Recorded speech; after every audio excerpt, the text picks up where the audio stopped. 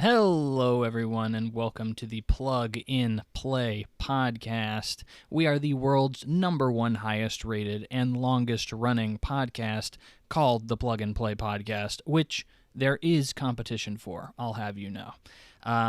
On this podcast, we love to go into the news, the happenings, what's going on in the video game industry, delve deep into it, and of course go into the games that we're playing as well. While you're just, sitting around listening to a podcast, why don't you give us a rating on Apple, Spotify, wherever you happen to listen to your podcasts. Leave us a review. And why not, if you want to be part of the show, send us a viewer question at the Plug in Play Podcast Gmail account at pluginplaypodcast1@gmail.com so that your question can be read off on the show.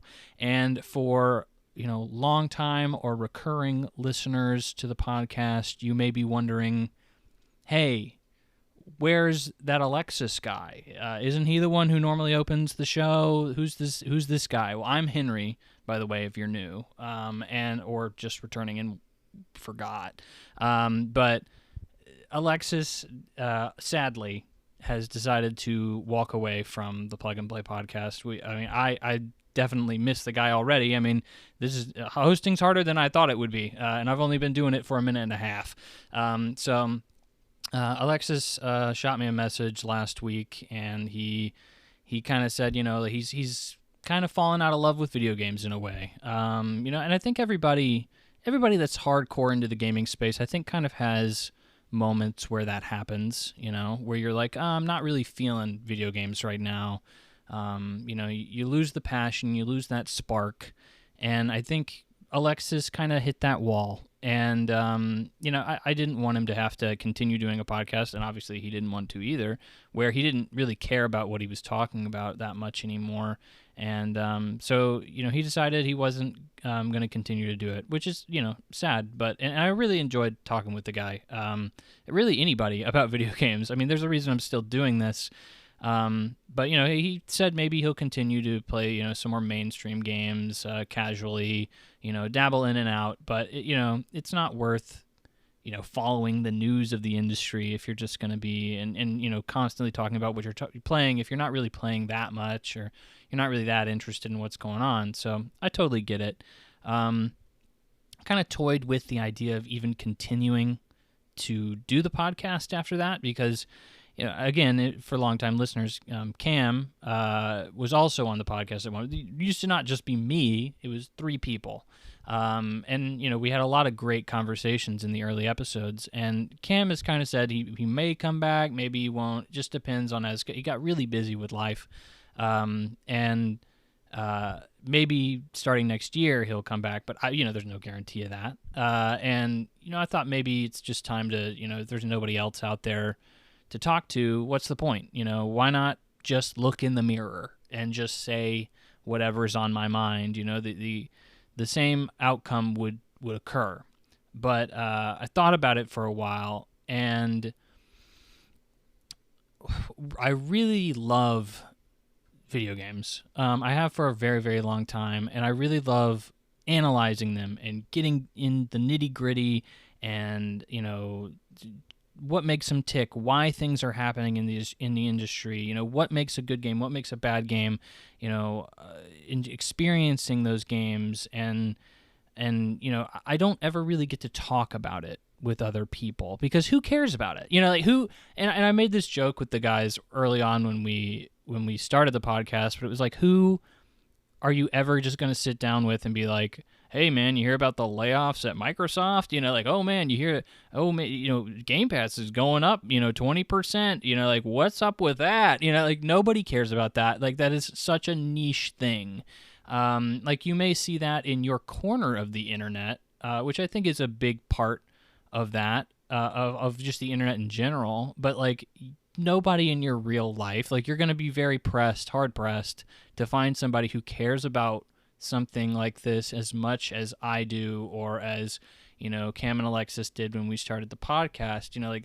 It's so difficult to find somebody who even cares, to give you the time of day to listen to it.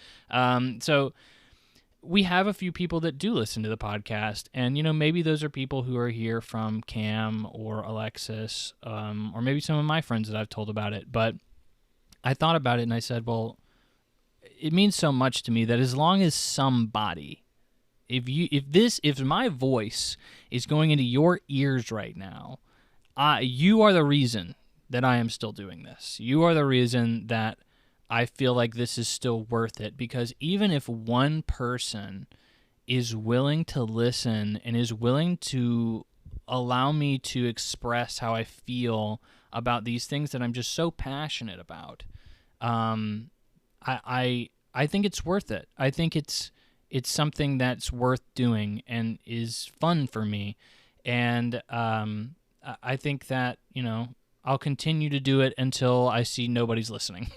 So if somebody comes across this in the future, 2028 and or excuse me, 2228 maybe is probably more accurate, and they stumble across this and they say, like, why is there never any other episodes? Why did Plug and Play podcast end on this episode? You will know. It is because nobody was listening anymore, and that's all it takes. Again, I'll just start talking in the mirror, and my wife will probably not appreciate that. But it's probably the same thing as me talking into a microphone right now, I guess. But it is what it is. But yeah, so I just want to say thank you to you right now that's listening, that is taking in what I have to say, and you find it important and a worthy usage of your time. I really do appreciate it, because it really does mean a lot. I was at a quick aside, or slight aside, I was at the Final Fantasy Rebirth Orchestra World Tour this weekend, and like growing up, who cared about video games? Like, video games were really niche. Now they're freaking everywhere. Like it's the number one most profitable entertainment medium in the world. Like, kids everywhere are playing Fortnite. It's what they do when they come home from school. Like, that is insane for me to even think about, because when I was a kid, that was not the case. Like, if you played video games, you got shoved in a locker. Like, that was your reward socially for playing video games. Now, if you don't play Fortnite and you don't have a cool skin like that, you're the guy who gets shoved into a locker. Like, it's this really interesting flip over the course of 20 or so years that I really do appreciate, because obviously it's something that I'm very passionate about. And I really do think that part of the reason I'm so passionate about it is because I was kind of persecuted and ostracized for my love of video games in a way. Obviously, nobody actually shoved me in a locker. I was like, hey, you play Metal Gear Solid 2? And they just like, well, nerd, I'm going to shove you in a locker. Like, nobody did that. But, like, it was not cool. It was, you were a loser if you did that. And now that's just not the case. And I think that's awesome, and the more mainstream it gets, the more things I see kind of pop up that's, every day around me, like a Final Fantasy VII Rebirth Orchestra, just, that I can go to and experience. And it's like, that would obviously never have happened when I was younger. Like, this place where nerds could go and all, celebrate this video game and enjoy the music from a video game. Like, that's like, who would have known? And I was sitting there, and the opening theme, they started up the concert. It was which is another funny aside, like, very interesting, because I went to an orchestra hall, which is like, they don't normally do stuff like that. They're playing Beethoven and stuff on the weekends normally. So like, it was really interesting seeing, like, dudes dressed up in suits, like, ushering people to seats, and normally they'd probably be ushering like old people, who were there to freaking listen to Mozart or something. But like, then it was just a bunch of nerds dressed up as freaking Cloud and like, and Aerith and stuff like that. That's just, it was just a funny dichotomy. There was even like this really old guy who clearly just had season tickets to the symphony hall, and like, he was just there. Like, he was like, he had to be wheeled around, and was like clearly like 90 years old or something like that. And it was just a funny, like, juxtaposition of like a bunch of nerds there to listen to video game music and this guy who's just like genuinely appreciates the arts. And it's like, well, we're kind of there, but we're just on different ends of the spectrum. But anyway, it was cool. I was around people who cared about the same game I did, and super passionate about it. And the opening theme started playing through the orchestra, and gameplay. They had this projector that was displaying gameplay that went in accompanying to the music, and I said, oh man, like. Just this huge smile went across my face. It was, like, I'm fine. I'm with my people. Like, this is something that I would have never been able to experience as a kid when I really needed it, and really felt like I was alone in liking this stuff. And like, this was something different. This was allowing me to be around those people that care about it as much as I do, which is awesome. And that's why I hope I can continue to do this through the Plug and Play podcast. And we'll see, we'll see. But anyway, kind of a downer a little bit, maybe, hopefully not so, but that's how I decided to open my very first episode alone on this podcast, I guess. So yeah, thanks for sticking around. Thanks for being here for me. But, here's my favorite part. My favorite part of the podcast. We're going to talk about the news. The news, ladies and gentlemen. So I like to dive deep into this stuff. I do lots of research, and that's another reason why I kind of considered kind of bailing on it was, I have to put a lot of effort into this, or at least more effort than I would otherwise. But I do a lot of research and, go through the news articles. And last week, Black Myth Wukong came out of nowhere. I mean, not out of nowhere, but really blew up. Obviously, Alexis and I were talking about it. 10 million copies sold in 3 days. And, I think the Chinese market is a huge factor in that. But one news story that kind of slid by and it got so much traction that I was, when we were recording, it was like, it had just come out like a day or two before, like the news articles were kind of dropping for that. And I saw that and I was like, this is a nothing burger. Like, I don't think this is interesting at all. And, like people wouldn't shut up about it. And I think in large part because people just, Black Myth Wukong is getting clicks right now. Like I don't think Black Myth Wukong is anything special. And I think even its Metacritic would probably agree with that. But, like, because there's so much hubbub of, like, why is this game selling so much? Like, it must be so good. People are just talking about it and trying to get as much attention from eyeballs, using the title. And admittedly, this is an interesting news story, to say the very least. But Black with not Mukong, but Wukong, the PR team for the game, when they sent it out initially to influencers and streamers, they had a few requests of how the game should be covered, and this is typically pretty standard for most games. Most PR teams kind of say, like, this is what we want you to kind of focus on. I think Sega is infamous for this, especially for, like, Persona games, where they specifically say, like, you can't talk about this game unless, like, you talk about the first, like, up to this date within the game. With, like, if you don't know, Persona games have, like, an in-game calendar, and the story progresses within that in-game calendar. So they were like, you can't talk about any part of the game or the story before, like, after August 1st or something like that. And so, it completely restricts everything that can be said about the game. It's never a great time when people do that. Obviously, like review embargoes, that's like another big stipulation a lot of companies have. Like you can only talk about a game and when the game releases, or like maybe a week before release or something like that. Anyway, Black Myth Wukong had a very different set of stipulations for people when it comes to talking about their game. They had some do's and some don'ts, and the do's are pretty understandable. The only do that they require is to enjoy the game. Pretty understandable. Pretty nice request. The don'ts is where it gets a little bit more interesting. So the don'ts include, or I think all of the don'ts, from what I've read, is, quote, do not insult other influencers or players. Do not use any offensive language or humor.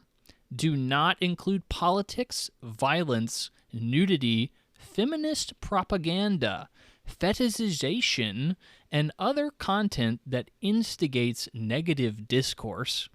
Do not use trigger words like quarantine, isolation, or COVID-19, and do not discuss content related to China's game industry policies, opinions, news, etc.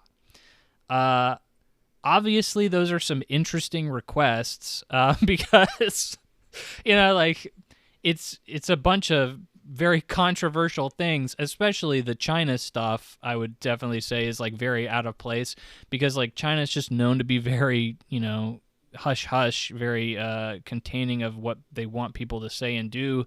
And it's interesting that they tried to extend that to streamers and influencers, which it is worth noting these requests did not go out to journalists. They only went out to influencers and streamers who were given a copy of the game, which when I heard this, I was like, I kind of get it. I understand why you would do this. Admittedly, it's bad form, and like especially when you're sending it to influencers and streamers, it's like, well, these guys are clearly not going to appreciate these things. They don't like, and of course, like somebody had a stream that was freaking titled like COVID-19 feminism, Taiwan is a country, like kind of like something like that, and just to piss them off. And it was like, okay, cool, obviously that was the outcome that was going to come from this.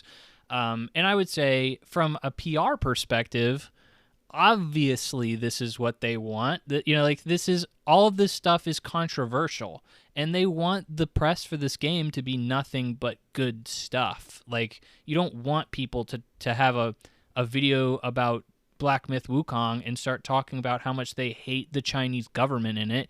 Like it just adds an air of negativity to the game, and maybe people will associate this game with what they don't like about the Chinese government. Maybe they'll associate it with, COVID-19, which again, like China is obviously very heavily related to COVID-19, and a lot of people don't like China because they blame China for COVID-19. So like I can see somebody talking about, well, this game is from a Chinese developer and it has a very heavy influence from Chinese folklore, and also, hey, COVID-19 because China. And, obviously that's ridiculous to bring that up in a review about this game, but yeah, I can see somebody trying to make it a very inflammatory video, to push some buttons, grab some eyeballs, it's the internet, it's how that works. But you don't send this out and say don't. That's just the Streisand effect. You're just it's gonna happen if you do it. So I think this is obviously like a very naive and poorly. It was a very poor decision to do this. But like objectively, like even as a person who's not the PR team, I'm like, yeah, like. It kind of just makes sense. Like, why would nobody should be talking about this anyway? And of course, a PR team wouldn't want you to do anything negative. So, like, this just seemed like such a nothing burger to me. But everybody was talking about it, so I thought I needed to give my 2 cents on it as well. So yeah, that is my 2 cents.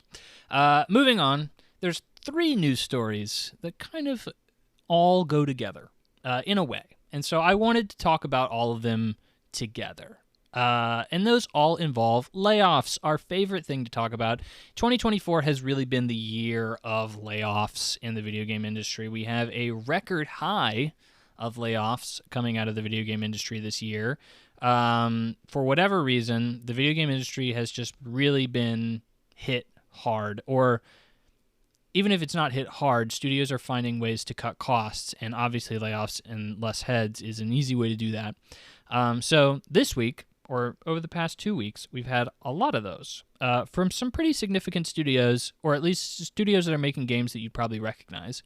And it's interesting to go through them all and reference that.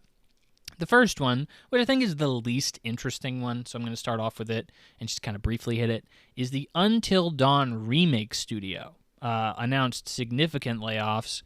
This is, I mean, Until Dawn is like, the Until Dawn remake doesn't look cool at all. Like, I don't know why they're even making it, to be quite frank. We've talked about it a couple of times on the podcast before. This was likely, I feel like. Unless the studio really didn't put any money into making this game, and, like, it was just an understood fact that this was a low turnout studio that was going to make very little money in the first place, like, or they had somebody bankrolling them. This was probably an understood fact. Like, like, who is really looking forward to the Until Dawn remake right now? Like, I don't think anyone is. I don't think it's going to sell a significant amount of copies. It will. I struggle to say if it will be considered a failure because I don't know what Sony's expectations are for it. But this studio apparently laid off a lot of people. It was, I would assume it wasn't a very big studio in the first place, but, here we are, another studio with big layoffs. The next one is a little bit more interesting because who doesn't love to just stomp on a corpse in the video game industry? And here we are with Suicide Squad. Here we are again. We're going to talk about that. Rocksteady hit with layoffs as well, and it was specifically due to Suicide Squad's poor performance. Now, we all know that Suicide Squad was horrifically received, both commercially and critically. It reviewed poorly. It didn't sell any copies. I think people were pretty pleasantly surprised that they even stuck to, like, the content they had promised, like continuing the seasons and stuff like that, because this is a live service game. And, Suicide Squad is obviously like a very depressing story in general because Rocksteady is such a historic developer in terms of the Batman Arkham series. They clearly have a lot of talent there, and the studio's probably ruined forever. Like, let's be real. It's really unfortunate that a studio this talented was put on a live service game, and probably a lot of people that wanted to make an Arkham game or something like that were like, well, we're not making that. So they probably left. And apparently most of the layoffs, or a large portion of the layoffs, were apparently the game's QA department, which I hear a lot of people talk about QA in the video game industry. And I kind of wanted to talk on that because I have a lot of experience with it, not within the video game industry, but I work in IT. And so I see a lot of that as well for my day job. And, QA in the video game industry is a little bit different. So QA in most IT companies is a little bit structured differently because you're constantly iterating on a product or an application, constantly pushing out some new feature or something like that, enhancement. So, like, most testers are always going to have something going on.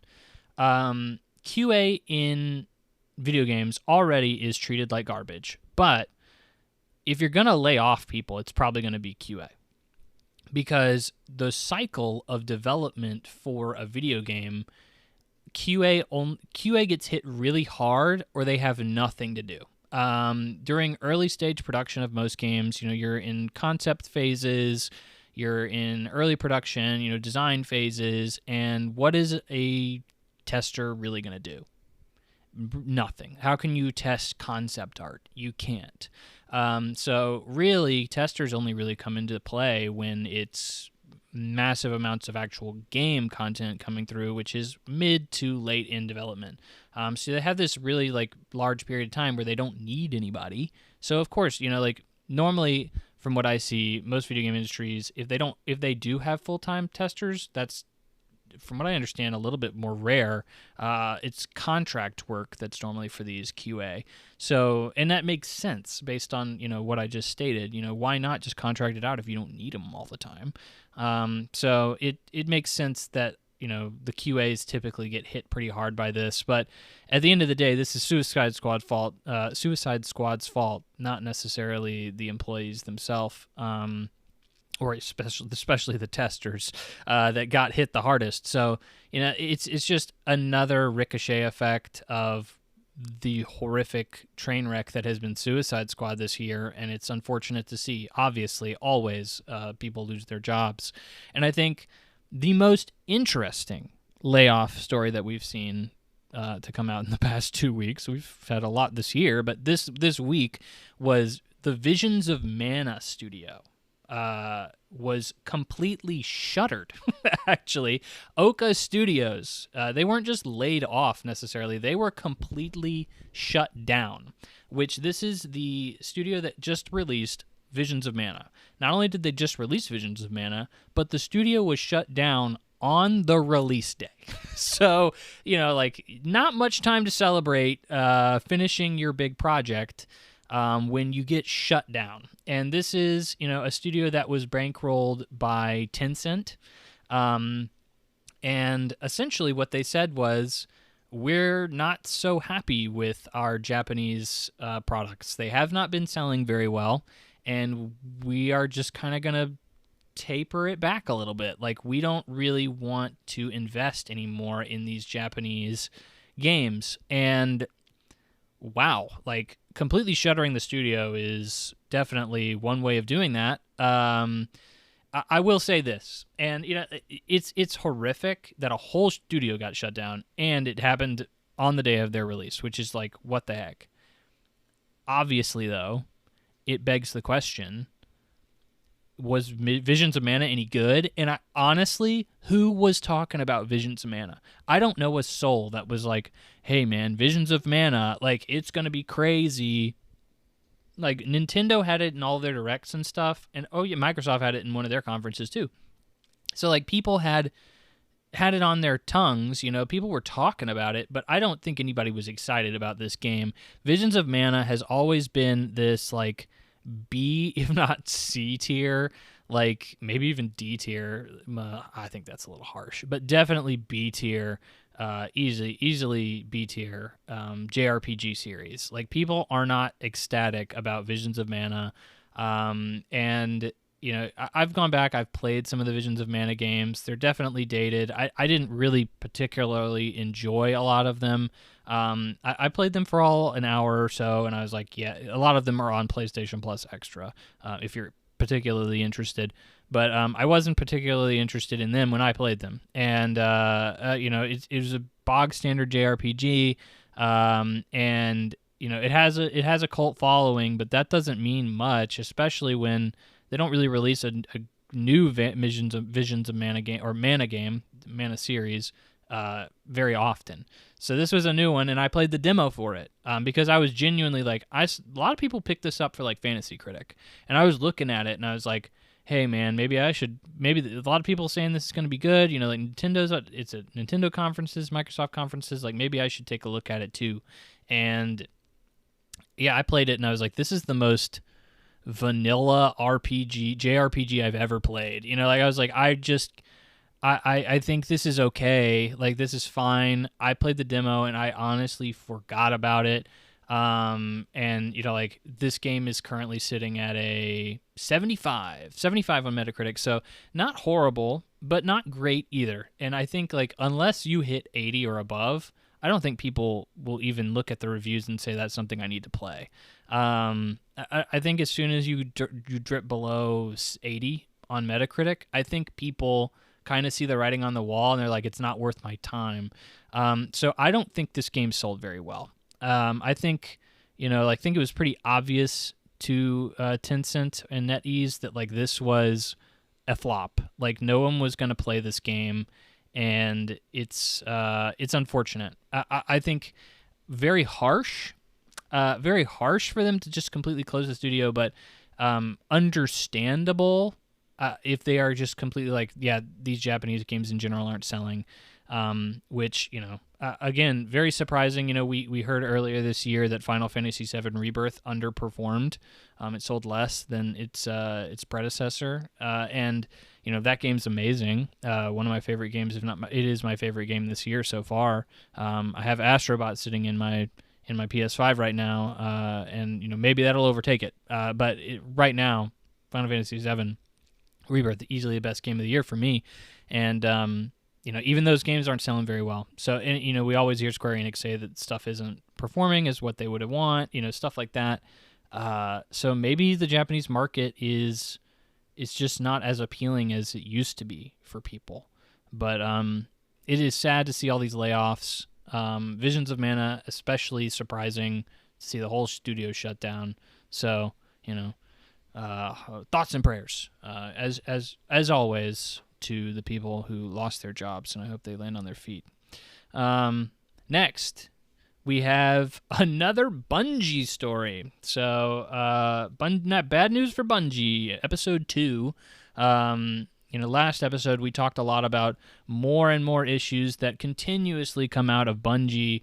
It seems like that studio has just been a train wreck recently, and this is another one of those times. So, in this time, we have a creative director at Bungie was fired due to sexual harassment claims. So this is Christopher Barrett. Christopher Barrett was the original creative director and art director for Halo and Destiny. So a pretty big resume booster there when you worked on Halo and Destiny as a director for both games. So he was a pretty big, long-time guy at Bungie, and 8 women came out and claimed that he was sexually harassed. So earlier this year, he was also the director of Marathon. So that is the new, what do they call it? Escape from Tarkov-like. I forget the genre that's extraction shooter. The newest extraction shooter that Sony's currently making at Bungie. And he stepped down, left the company during all the layoffs in March, and Joe Ziegler was put in as the new director of that game. And they didn't really say why. They just said, yeah, he just left. He just didn't feel like sticking around, even though he just was the, director of the game. And apparently now we have confirmation that it wasn't necessarily because he wanted to. It was because the company said, hey, you kind of have been doing some stuff that have made people a little uncomfortable in the office lately. And that seems to be what people are accusing him of. So we have here from VGC, he had several lower-level females, so he was obviously in a position of power, and he would go to several of them, and he would, quote, call them attractive, ask them to play truth or dare, and suggested that he could help them advance their careers because of his wealth and power at the studio. Okay, like that... That sounds pretty iffy. I definitely think that is, at the very least, like, this dude was just socially inept. I think, let's be real, like, truth or dare is a little questionable. I think calling someone attractive on the spectrum of sexual harassment is super low. Like, I honestly think that hardly scratches, the surface there. It's a very gray area. Like, he'd have to be, like, given a wink and, like, wink and a nudge when you call somebody attractive, and also it depends on the context. And, I mean, there's a lot of stuff there. We don't have a lot of that context. But truth or dare, I don't know, man. I don't ever want to play truth or dare with my manager or my boss like that, especially if, like, it was a chick. Like, I don't know. Like, that would put me in a real awkward position, and I wouldn't want that. So I think you just need to probably keep that out of the office space. And then obviously suggesting they could help advance their careers or wealth and power. I mean, like, that's not sexual harassment, but that's definitely unethical. That's unethical, if not egotistic. Like, okay, you're hot stuff who has control, and like, you can help me out, I guess. Hint hint, drop drop, kind of thing. I think this guy definitely shouldn't have done these things. At least I think attractive is a little iffy, but it is what it is. In his statement to Bloomberg, he says, quote, I feel that I have always conducted myself with integrity and been respectful and supportive of my colleagues, many of whom I consider my closest friends. I've never understood my communications to be unwanted, and I never would have thought they could have possibly made anyone feel uncomfortable. If anyone ever felt that way about their interaction with me, I am truly sorry. So he kind of fesses up to it. He doesn't deny anything. He says this pretty much happened, and, But I wanted to give his statement as well to try and give, kind of a, you always hear one side, you never hear both, right? So I wanted to hear I wanted to put his statement in there too. But I've heard a lot of people, a lot of industry analysts, a lot of people online say, like, well, good riddance, the scumbag of the earth, this is, clearly he was a predator on the loose. And I don't know if I really agree with that. He definitely, I mean, like, this is understandable for them to let him go. And, I'm not really feeling too bad for him because this guy's a long-time Bungie dev, and this guy has he's likely made millions. So, like, this guy is set for life. And, it's not like he's, going to be on the street because of this. So, I'm not really too, sympathetic for him. But a lot of these things seem like this is not Bill Cosby level, like, drugging people and, really extensive harassment. But, I mean, let's be real, 8 women, when there's smoke, there's fire. And I think he definitely was not being appropriate with these people and making them feel uncomfortable. And I don't know what steps were taken at any point to kind of mitigate that. Was he taken away to HR at some point when initial complaints were made, and he kept doing it?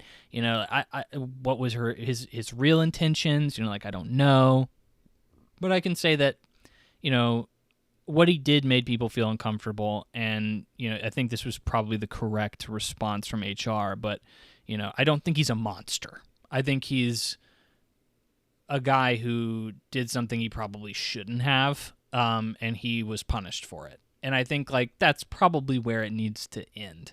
But this is another weird thing that's come out of Bungie that's just like, well, yeah, this studio is just falling apart. Kind of, it gives a bad vibe. It gives a bad vibe, let's just say that, of Bungie in general. And, we've had people come out and say, like, Marathon is already kind of not looking too hot. Internal impressions of the project are not high, and it is really, it's understandable, apparently, when your longtime director leaves, and apparently he was harassing people on staff that, probably didn't help with morale. So, like, it's I don't know. It's just another one of those things that makes me go, like, dang, like, Sony really picked a lemon. Like, they really just could not have bought, like, a worse investment for that price tag. The most expensive thing they've ever bought in the billions. Ugh, it's sad to see. But speaking of sad to see, the main topic of the episode, and I think this is so juicy. Wow. This has just been making me think for a while, and I think obviously it's a decent segue because we're going to be talking about Firewalk's Concord. That's right, ladies and gentlemen, Concord. Get in and play it now. It's out. Everybody's loving it, and it's shut down. That's right.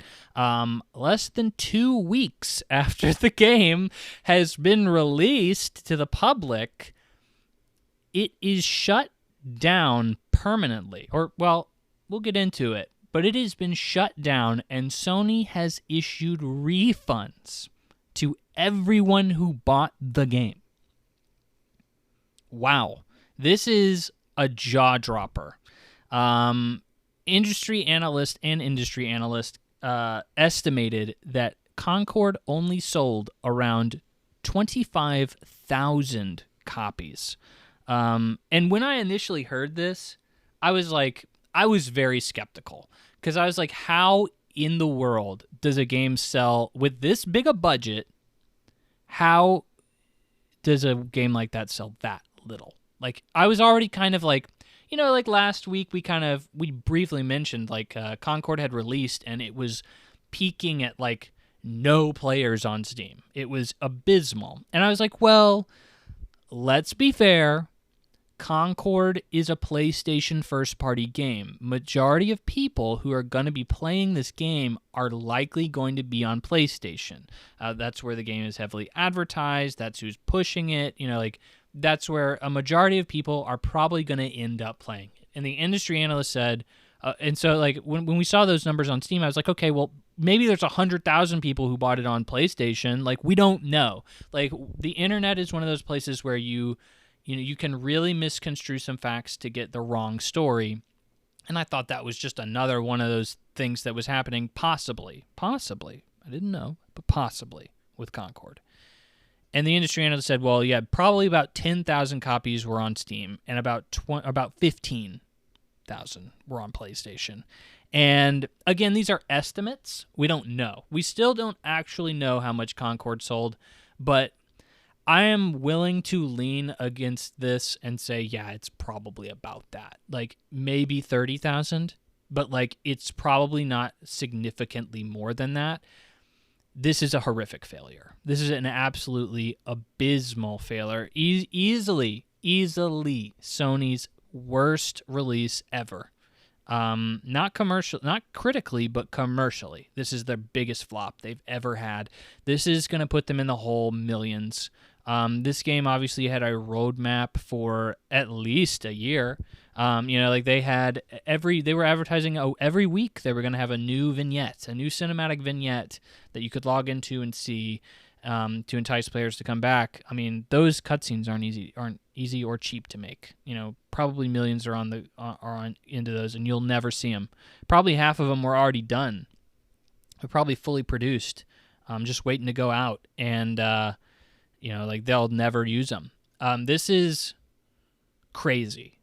And I think that what makes it so crazy is nobody really knows why. It's kind of like when Donald Trump was elected, and not to get political, I'm not gonna, don't worry. But like, everybody was like, oh yeah, well, all the polls are showing Hillary's gonna win, and then he won, and it was like, what just happened? Like, whoa, blindside. Like everybody was telling me this wasn't gonna happen, and it did. And then there's been a post-mortem on that whole situation for years. And I don't think anybody really has a definitive answer as to why he won.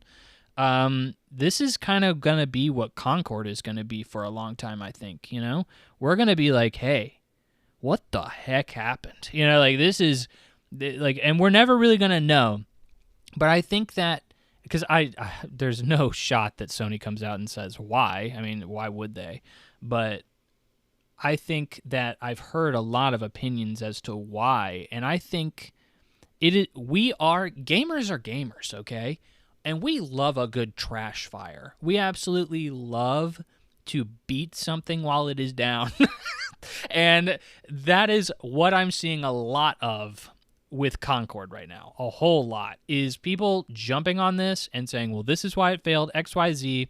And I hear a lot of people talking about this. I don't fully agree with everything I'm hearing. And I'm going to go through, I'm going to break it down, because they're normally news topics. It's like I got like 2 or 3 things to say, and it's like, okay, well, obviously, now we're done.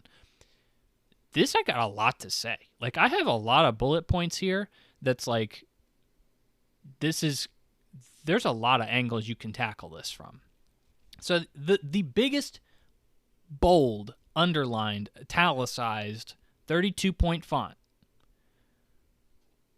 question: what went wrong? What went wrong? Why did no one play this? Why did no one buy it? Like, this is the question that we're going to be asking for a long time, and I think everybody's pointing at specific things, because let's break it down. Concord is a live service hero shooter that is very reminiscent of Marvel's Guardian of the Galaxy. Okay, let's start from the top. I've heard a lot of people say this. The number one thing that they hit you with is, oh, well, nobody wants hero shooters anymore. I mean, Overwatch is floundering. The number one hero shooter. Hero shooters are passé. Of course it was going to fail. It's a hero shooter. Bro, I got 2 words for you. Marvel Rivals. If you haven't heard of Marvel Rivals, it's a free-to-play game that is basically Overwatch. Like, it is so one-to-one copied of Overwatch, I genuinely don't know how they haven't sued them yet. Like, it is so identical in almost every way. If you just watch the gameplay of it, it's so obvious that it's just a carbon copy. And that game is being received very well. Like, it has a decent number of, like, the beta was successful. Impressions of the beta were good. And, like, people are anticipating it reviewing well and performing well financially. Like, it is kind of crazy. And I, like I said, Concord is kind of comparative to Guardians of the Galaxy. It has a lot of Marvel-esque vibes to it. And obviously, Marvel Rivals is a Marvel-esque vibe because it's Marvel. And why would anybody, if hero shooters are so dead, why is Marvel Rivals doing so well? So I immediately throw that out. And I say hero shooters being a dead genre, obviously not. Like, we have a game that literally just came out or literally just went through a beta period that people liked. So, like, clearly that's not the case. Live service. Now, you can break this down into a few points. Who doesn't love to just absolutely crap on live service games? So live service, obviously, games that are actively updated. They sell you a season pass, cosmetics, Fortnites, your Apex Legends, your Robloxes, your a million different games that are the most wildly successful games on the market right now. Nobody wants them, of course. Nobody wants a live service game. Obviously, people freaking want live service games because they're the most successful financially of any games on the market. But I understand the point there is like, well, maybe, the angle is, people have too many live service games. Concord, I think, easily a huge problem. Let's be real. The game sold at $40. Most games that are free to play, most games that are live service games are free to play.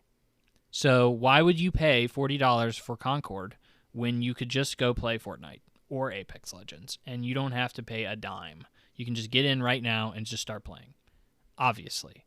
Live service in general, people don't love, or at least let's be real, hardcore gamers don't love. I think younger gamers are getting to a point where they are conditioned, like, this is just games. Like, this is what to expect from any game. And I think hardcore gamers, deepened by, invigorated by nostalgia, have an expectation that a game should be an upfront cost and then you just get the game, which, I prefer too. But at the same time, I see the appeal of a free-to-play model. I do think free-to-play models are a little bit more predatory, a lot more predatory.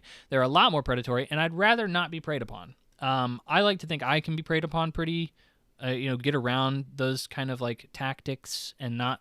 I've never bought a cosmetic in any video game, so, like, I like to think I'm pretty immune to that.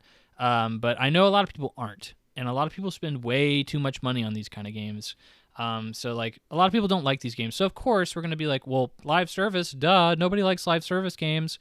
Obviously, that's not the case. This game is currently sitting at a 62 on Metacritic.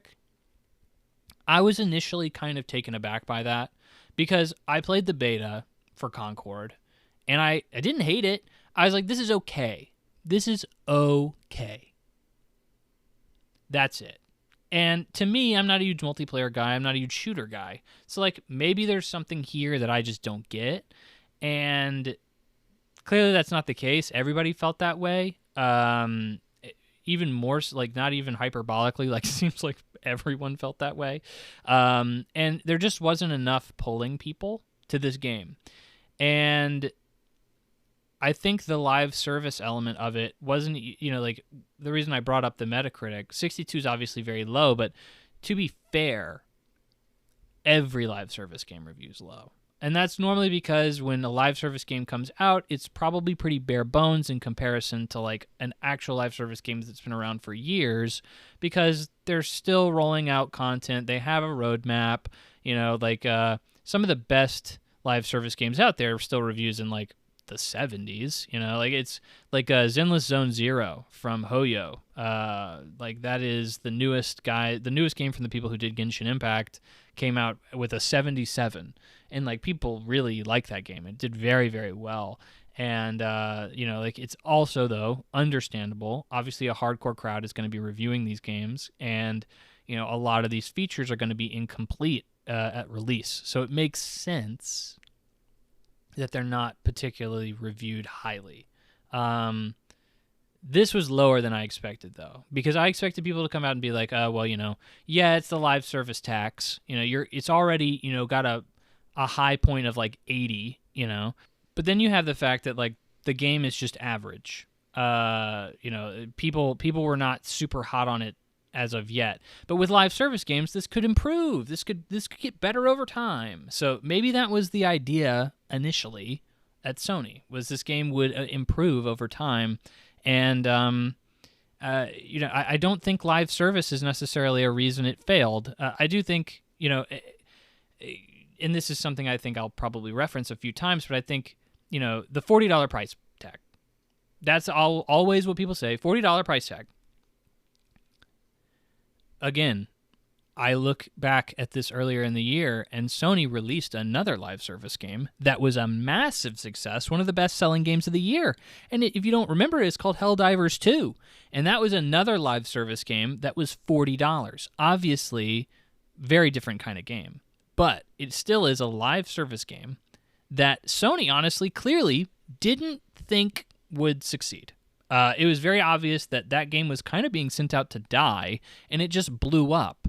So I think clearly the $40 price tag that stuck on Concord was wholly in part to the success of Helldivers 2. Without that success, I think this game probably would have been free to play.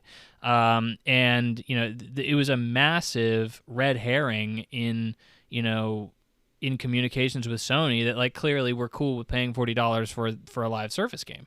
And Sony is obviously still trying to figure that out. They're still trying to figure out how live service is supposed to work. And they have several other live service games in the chamber. And so that was, you know, really their first big success with it. And they said, well, that's the model we need to follow. And clearly, you know, like I think it is fair to say that there's too much competition in this space at a lower price point, specifically free, which is very low, that nobody was willing to jump on $40.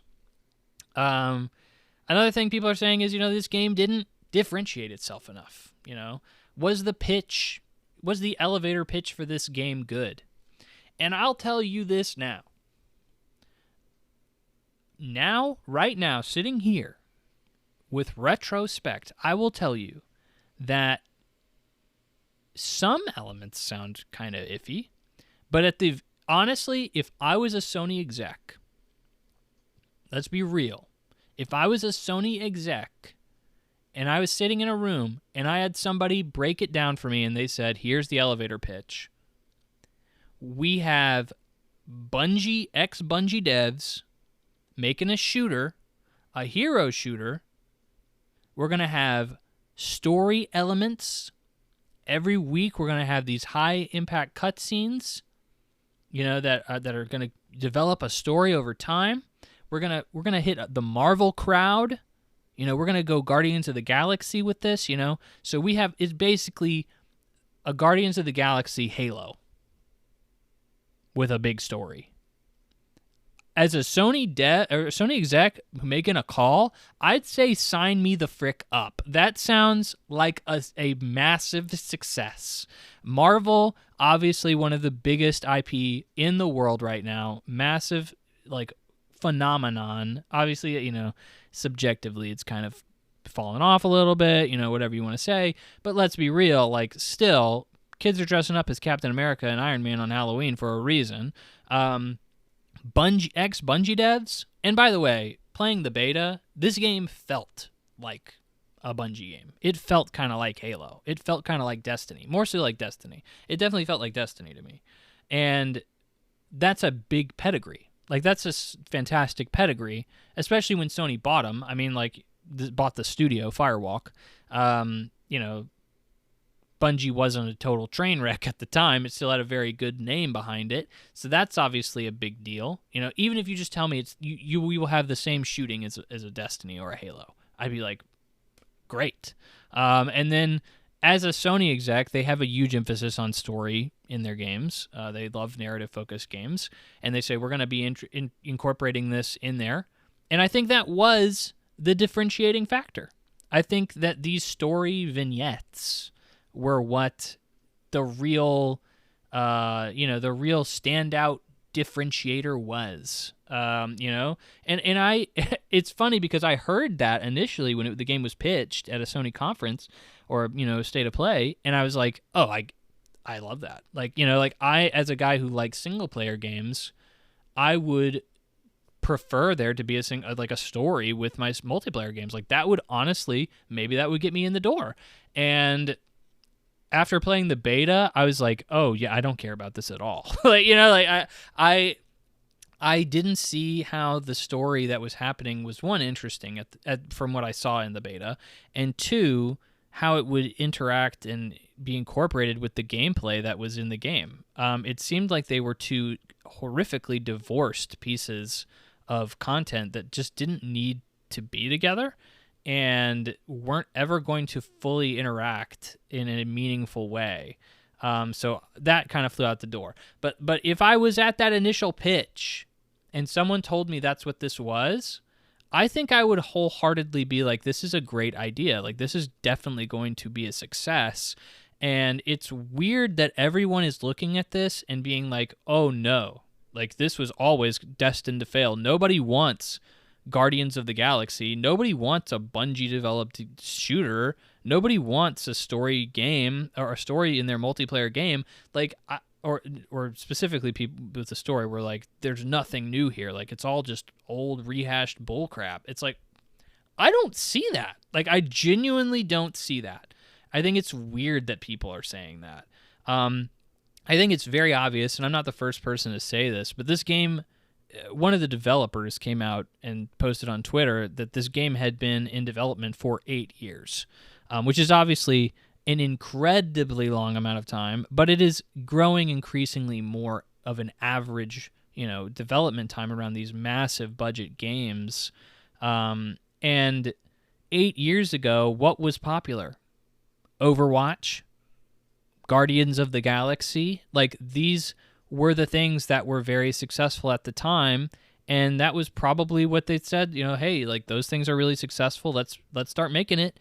And now I think, yeah, the zeitgeist has shifted, but not in a significant way. Like, this still is, like, clearly Marvel and Guardians of the Galaxy is still culturally relevant, and clearly people, still play Overwatch and will want to play Marvel Rivals, which is also a hero shooter. So, like, again, like, it doesn't seem to matter there. It just doesn't seem to matter.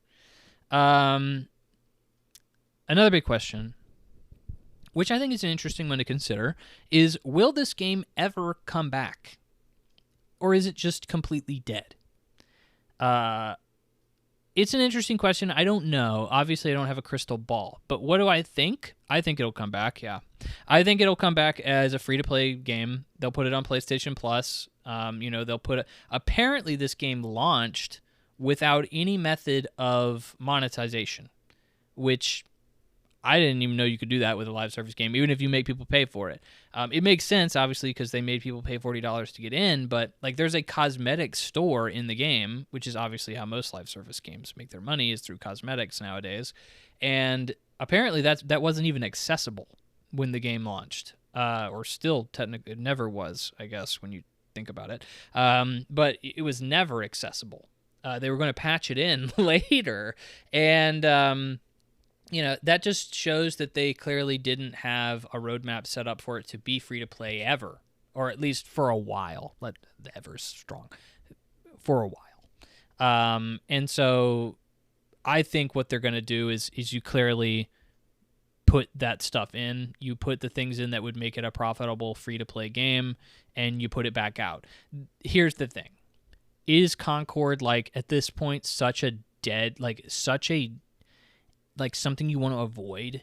Like, is it so bad? Is the stench of death on the name itself that you just completely rework it, or do you push it back out again and just see what you can get off of it because you've already invested millions into the development and also the purchasing of the studio that made it, which is so wild to me. I think the smart thing to do is to completely scrap Concord. Like, Concord is clearly dead. There's clearly something here that just does not resonate with anyone. I think the bones of this game is fine. I think you can tweak it. I think there's enough here. I mean, people were like, this game's good, not great. I think if you tweak it enough, if you used enough of player feedback, which you'll never freaking have now because it's dead, but if you used enough of feedback to then go in and tweak what was there and make it good, not just or great, but not just good, but great, I think that there's possibility to salvage this in some way, shape, or form. Maybe not be a huge success, but like get something out of it. I think that, like, that would obviously lose out on all of the cinematic story vignettes. That was the big selling point of this game.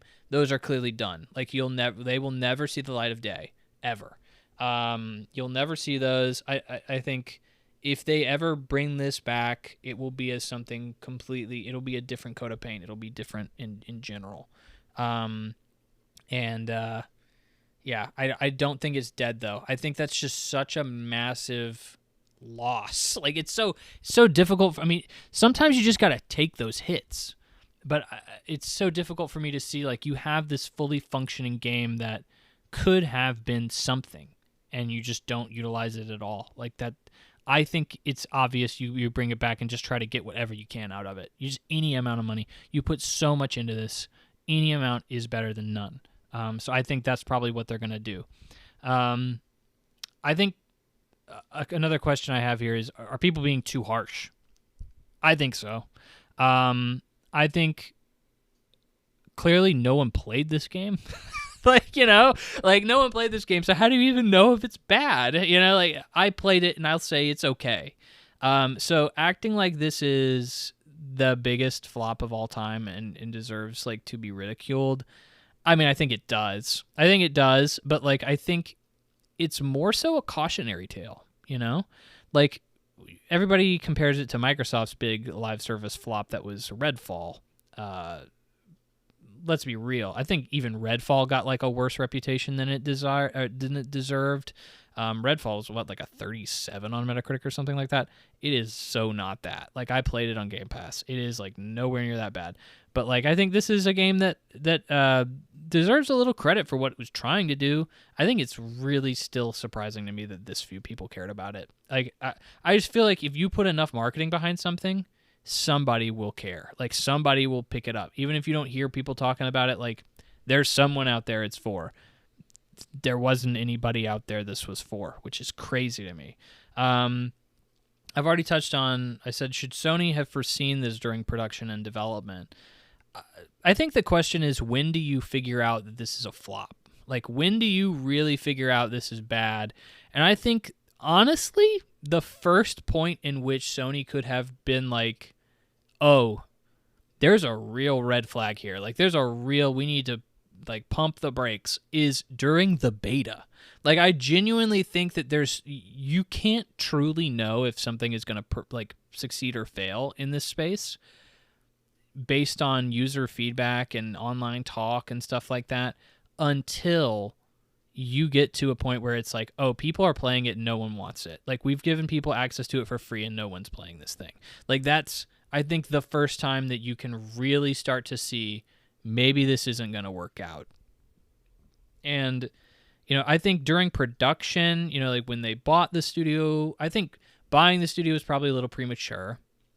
But I think, like when they bought the studio, when they heard the concept, wherever it was in development, I think, like I said earlier, obviously, I think this is a decent pitch. Like, I think it's a decent pitch. I think it works, but like as a pitch itself, but I don't think it came together as a whole, or there's just something in the zeitgeist that people were not feeling. And, it led to a catastrophic event.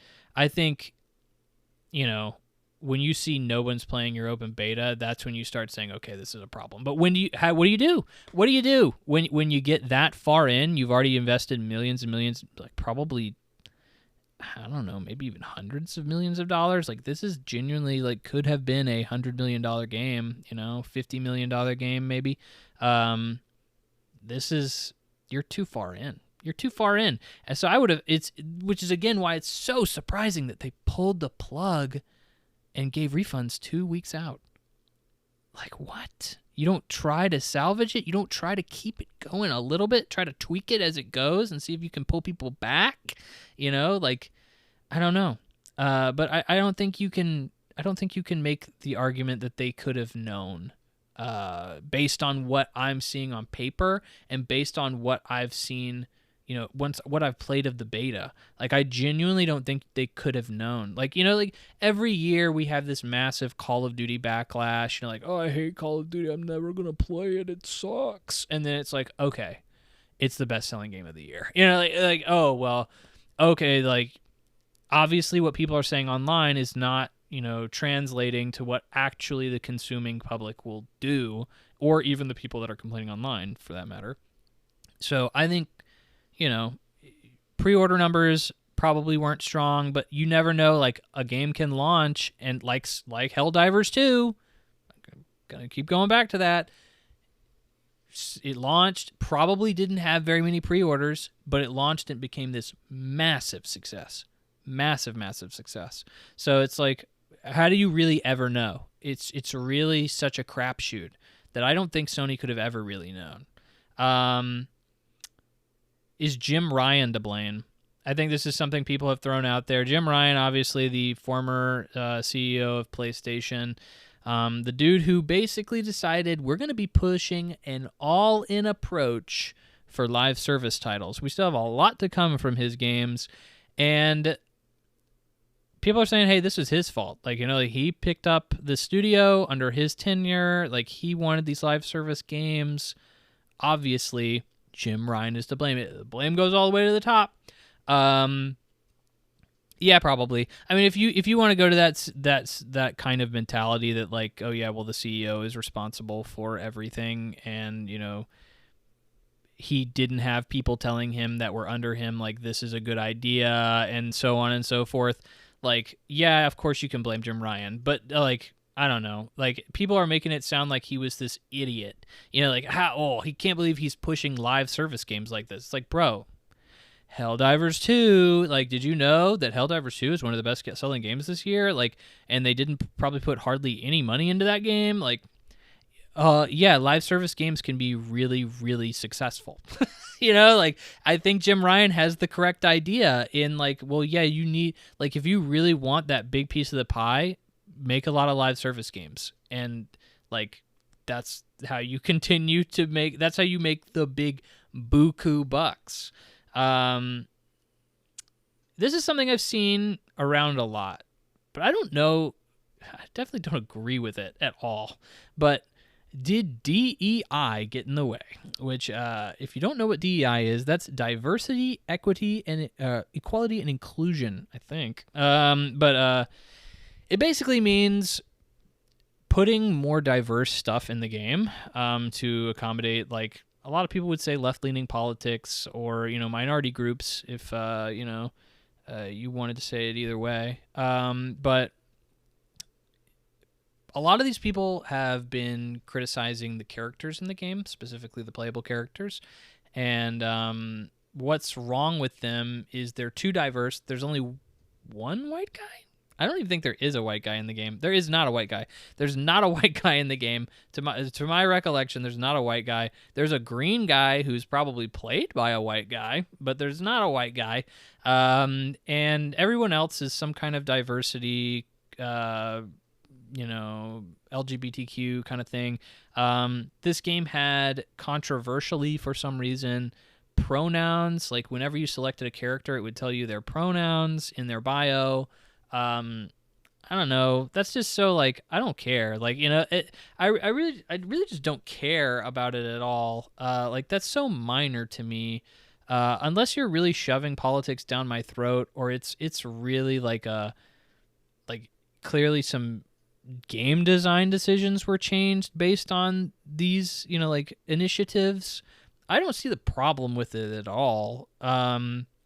Another thing was one of the characters was played by a black trans woman, and it's the very first black trans woman to ever be playable in a AAA game. Again, like, people seemed upset about that. Like, again, like, I didn't even know. To be quite frank, like, I didn't even know. I know what character they're referring to, and as soon as they said, "Oh, there's a black trans woman in the game," I was like, "Oh, yeah, I can kind of think. I think I know which one that one is." Like, I get it. But like, I really just couldn't. I couldn't care less. I really couldn't, and I think that people saying that this game suffered in sales because of DEI is, I don't know, that's just weird. Like, that's just, I think that is the political mob being stirred up on Twitter to a massive extent that just, I think is overblown. There's definitely some diversity measures put into this game, but I don't think they were unnoticeable to me when I played the game in the beta. And I mean, like, half these people are freaking like robots and aliens. Like, like, come on, like, that's not, if that's diversity for freaking green people, I guess. But I mean, like, I don't know. It just seems so overblown. I definitely don't think DEI got in the way of this at all. What is Firewall's fate? Or excuse me, Firewalk's fate? I think it's obvious. I mean, a lot of people are saying, like, oh, they're going to get shut down. I don't think so. I don't think... I think Firewalk might be, but I think, obviously, Layoffs. There is no doubt in my mind this team is going to get hit with some hard layoffs, which sucks. But that's so apparent to me that this game, like, the studio is definitely going to be hit by layoffs. I would assume that the rest of the people would likely be scooted off into a different team. So I probably see a lot of these people going to like Bungie. Like, Sony will just divert them to another team. Firewalk is probably dead. The studio itself, like, all of the employees, probably not. The name Firewalk is probably dead though. Like, I after a bomb this bad and nothing else in the chamber, what do you do with them? You own them now. You can't just throw them out. You can just throw them out, but like, you are millions in the hole with this project and this team, and you're never going to get that money back. Like, what do? You salvage it. And how do you salvage it? You take the talent. That's the only thing you can salvage from this kind of a situation. So yeah. I think Firewalk is dead, unfortunately. Another fun thing is Concord still has a episode of Secret Level that was confirmed by the people making the show, is that they're not getting rid of that. That was clearly, to my I think it's pretty obvious that was like Sony was like, if you want to use any of our other games for this show, you have to make a Concord episode. People were like, oh, maybe they'll get rid of it, maybe they'll scrap it because it's just so embarrassing. Like, Sony doesn't want to think about it anymore. Just get it out of the zeitgeist in general. Nah, like, why not? Like, they've already produced it. It's fully there. Like, just put it out. Why not? It doesn't hurt anything, really. So I'm not surprised to see this continue. I am interested to see how that episode is. We'll see. But yeah, look forward to more Concord. It's very funny to see as well. These games, the physical copy of the game and the controller, are both going for high resale value on eBay right now. The game itself, you could buy obviously for $40, is reselling around $100 to $150, which is crazy. Considering it's nothing but a coaster.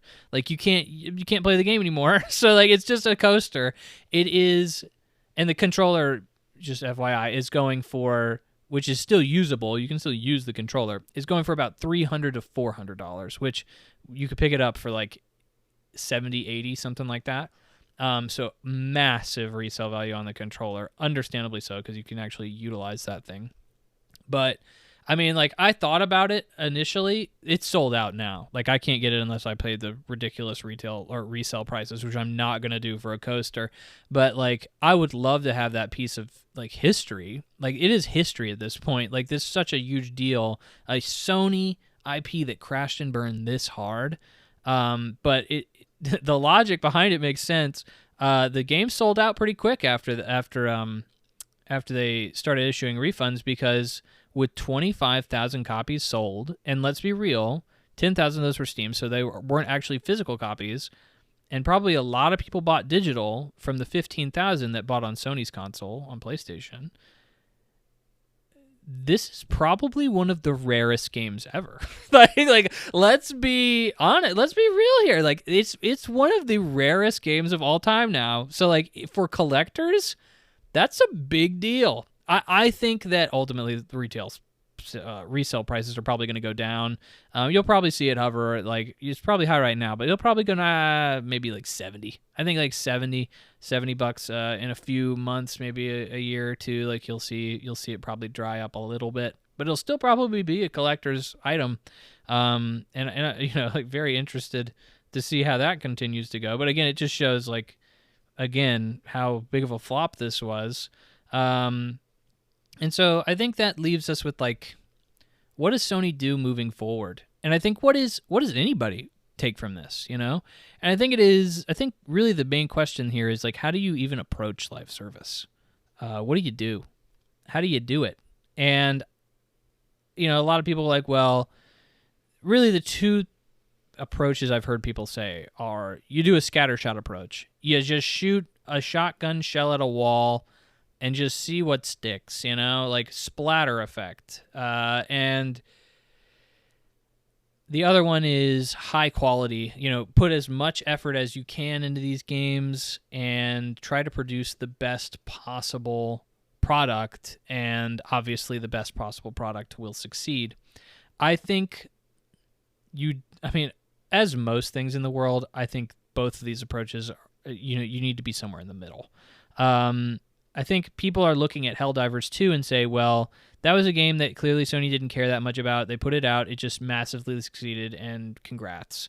It was basically luck. It was in the right place at the right time. The zeitgeist picked up on it, and nobody could have foreseen that.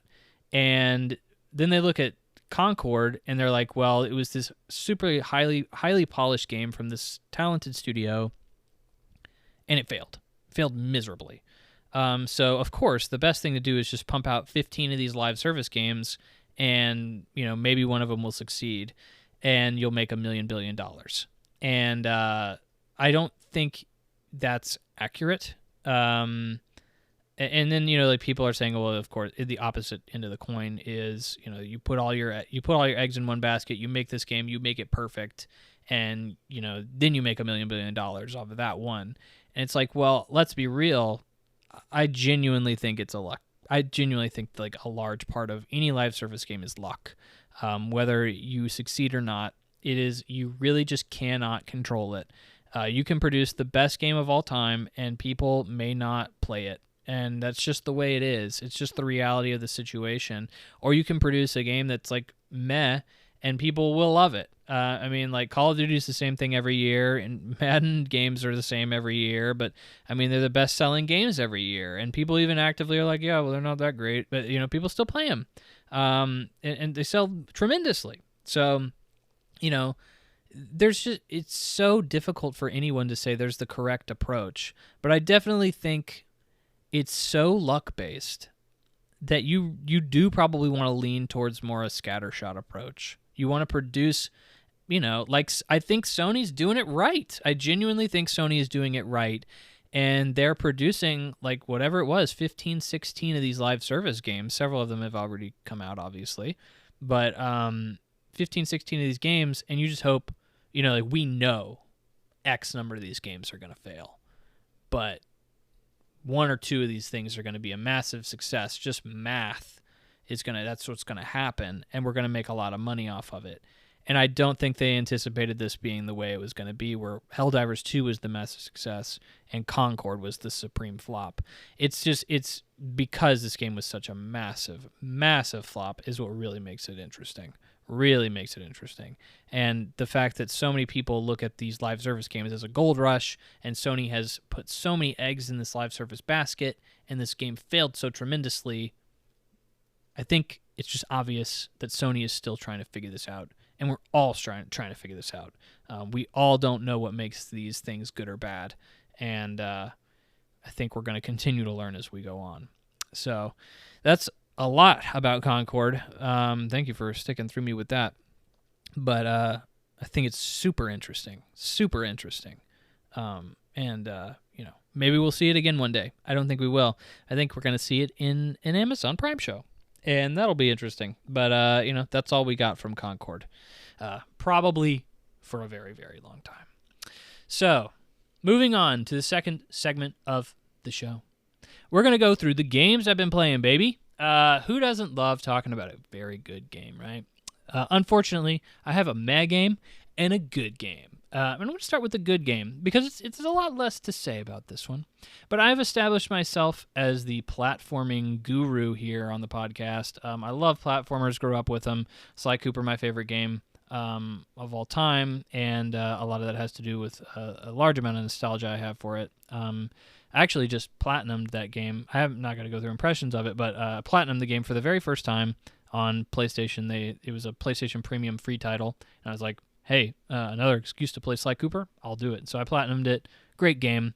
But I had an itch a while back to see, I got a Steam Deck, and it opened me up to a whole new library of titles that I'd never been able to play before. And so there are a lot of Steam games out there are, titles that probably a little bit more experimental, a little bit more niche, and I think 3D platformers are definitely a niche genre now. And I was looking through Steam, and I saw this game came up. It had a lot of reviews, overwhelmingly positive, and it looked kind of like a kid's game, though, so I kind of put it on the back burner, but it had so many good reviews, so many, thousands, that I was like, I got to give this a shot at some point. And it just so happened to be on PlayStation as well when I was doing the research on it. So I was like, oh, I'll wait until a sale, I'll pick it up. And so that's what I did. And that game was Bang on Balls Chronicles. Bang on Balls Chronicles is a 3D platformer where you play as a ball. Interestingly enough, the titular ball of Bang on Ball Chronicles. And you go through a movie set, kind of like Super Mario style, Super Mario 64. You kind of jump into different sets, and you run around, and you interact with all sorts of different platforming areas and challenges and stuff like that, collecting various collectibles and doing objectives that ultimately lead to like a really cool set piece moment at the end of every level. I was really impressed by this game, actually. I had okay expectations. Obviously, the reviews for it were really, really good, but like I was like blown away. Ultimately, like I couldn't put the game down. I wasn't expecting much, but the level design from this is really what stands out. It is jam packed. Like every single, like I almost had problems like with ADD, like, oh my gosh, like I want to go over there and do that. What's that over there? Like I got to go check that out. Like everywhere you move, it's so jam-packed with something interesting or different or eye-catching that you just have to run off and go do it. And I would eventually like get lost within the levels. They were huge levels. And, like you just come back and you find like, oh, I completely missed this area here because, like I just got distracted going down this whole area over here.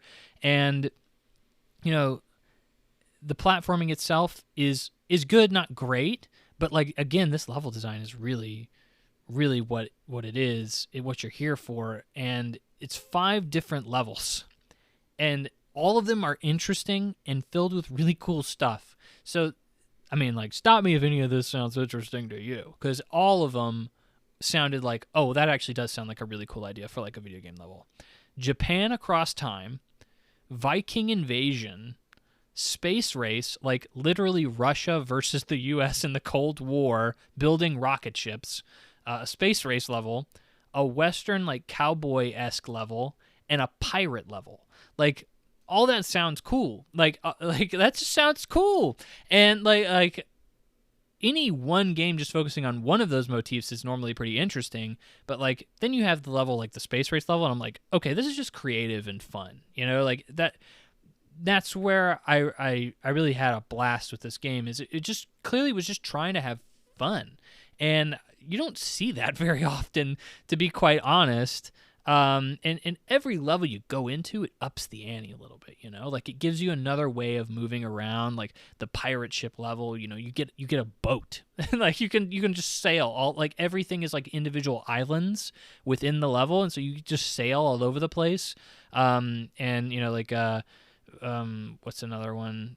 The western level, you get a pony, you get like basically a car, more or less. A few cosmetics gave me the ability to have like a jetpack and triple jump and stuff like that. You have like a little bit of combat. Combat was annoying as frick. I'll say it's probably one of the worst parts of the game.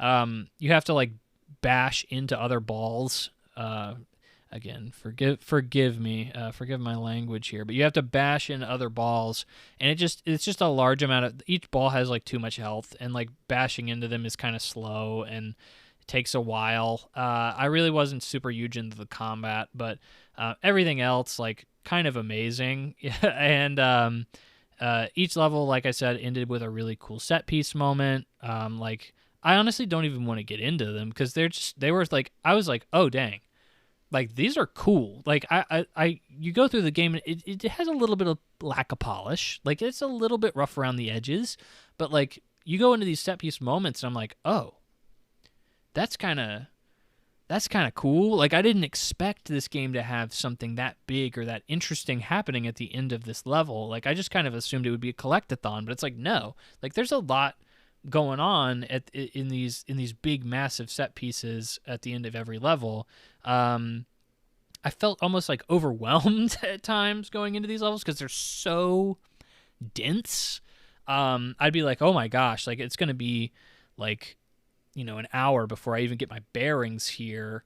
But like by the end of going through every level, and by the time I left, I was like, oh, I know where everything is. And honestly, like it felt like everything was so designed so well that I didn't feel that overwhelming feeling anymore. I felt like I could go wherever I wanted and know exactly how to get there, which is, again, great level design. There's a lot of charm. A lot of charm and a lot of heart in this one. You can tell. There's actually like a secret room you can go into to actually see the development team, and like everybody's credited. And it's a foreign team. I think French. I think they're a French team. And you got to respect the work they did on this. But it is very Minions inspired. If you don't like Minions, then you are not gonna like this game. This is like, I mean, admittedly, I didn't even know this until recently, but Minions are French. Like, I learned that during the Olympics. Like, who knew? But Minions are French. Like, they're made by a French company. And this is, I guess, just like how French people have a sense of humor. It's just Minions. But this is very Minion-esque. But, like, there's so many secrets, so many cool ideas, just jam-packed in every bit of this game. I really loved it. Like, I highly recommend this game. If you're looking for just a fun 3D platformer, like I really can't say anything better about it. And lastly, I'm getting a little lightheaded here. I'm not used to talking for this long uninterrupted. Lastly, it's a bit bigger of a title, a bit more interesting here. And that's Marvel's Midnight Suns. I went ahead and played Marvel Midnight Suns all the way through, fully completed it, and that was because it was a PlayStation Plus title. A little quick gripe, but Sony is not very good about telling people when games are going to leave that service. Game Pass is very open about it. They'll give you, I think, a 2-week notice. I think Game Pass gives either a month notice or a 2-week notice. But they'll tell you about it, and they'll have like a public post about it, letting people know. Like, I genuinely do not know where to go to even find out what the frick is, like, when a game is going to leave PlayStation Plus Extra or Premium. Like, I have no idea. But I saw a post saying, "Oh, well, there's a lot of good games leaving PlayStation Plus Extra. Two of which I wanted to play, one of which I'm not going to have the time to, which is Nier Replicant, which I've already played the original Nier, but like I wanted to at least give Nier Replicant a try just to see how they updated it. But the other one was Marvel's Midnight Suns, which I really did want to play. And it will, I guarantee you this game will eventually come to a free service at some point, like PlayStation Plus or Game. I think it is on Game Pass, if not. But I wanted the trophies because I'm dedicated to the trophy system for achievements on Sony at this point. But I wanted the trophies, and I wanted to play this game while it was still available. So I decided to hop on and play it, even though I wasn't really feeling it. Really wasn't drawn to it, but I was like, it is on the backlog. I'll give it a shot. Marvel's Midnight Suns is made by Firaxis Games. So they're the same guys who did XCOM. And when you figure that out, a lot of this game's combat kind of clicks into place. It is a turn-based card battle game where you play as all of your favorites from the Marvel series, from the Marvel Universe. So you can play as Spider-Man, Wolverine, Blade, and then, some more traditional ones like Iron Man, Doctor Strange, Captain America. There's a whole host of characters, and, some are new, like Ghost Rider, not like the Nicolas Cage Ghost Rider. That version of him is in the game, but you play as, like, the new Ghost Rider. Magic, who's like a newer X-Man, or X-Woman, in this case, and a few other more recent or older Marvel characters, depending on exactly where you want to draw the line there. But it's it failed. It failed pretty bad. It was a pretty big flop, and a lot of it comes from Firaxis is a pretty storied developer. XCOM very well regarded, but they actually came out and did an interview, and they said the director of the game blames the bad sales on the card battle system. And let me just tell you this. I kind of agree with that. And I'm not going to say I agree with that because the card battle system is bad per se, but it's kind of surprising, and it's kind of surprising, like, especially for like a casual Marvel fan. Like, I think if I went to any normal human being and I said, "Hey, do you want to play a card-based turn battle tactics game?" they'd be like, "What is any of those words? Like, I don't know any of that. Like, that sounds like some nerd nonsense. Like, I just want to see Captain America blow something up. Like I feel like that's kind of your target demographic normally with a Marvel film. So I think that it was definitely jarring. It was, and he even says in the interview itself, like, people were surprised. Like, that was the general reaction they got when they showed off the game was, "Oh, this is a surprising decision," which I think is definitely accurate. And he's like, well, that's not really the response you want from your game. You want people to say this is good. You don't want to say this is surprising. But essentially, I have a lot to say about this game. Because it is a complex weaving of different elements that, like, even from a high level perspective, like, you kind of look at it and you're like, I don't know if that's good or not. Like, it could be, I guess, but like, I don't know, and I kind of have mixed feelings on a lot of it. Normally, I come away from a game and I'm like, I enjoyed that or I didn't, and in this instance, I kind of say I didn't. Like, again, like, that's complicated. So we're going to get into it here. So this also, on top of being a card battle turn-based tactics game, what a mouthful, is a social simulator. And I would actually hazard to say that I spent far more time engaging in the social element of this game than the actual gameplay. like towards the end of the game, I was spending more time talking to heroes in between missions than I was actually playing like the tactic card-based elements of the game. which we'll get into in a second. But like that is noteworthy that like that is a large portion of the game.